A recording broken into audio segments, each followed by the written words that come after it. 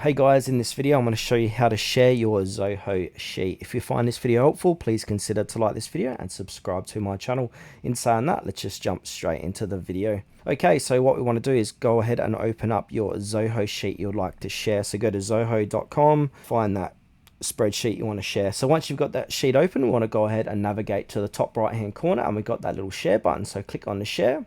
Now we can share this spreadsheet. Allows you to work and collaborate in real time with your team. So you can share with your team. We can publish. So publishing the spreadsheet allows anyone to view it. You can also embed this spreadsheet in your blogs, forums, or website.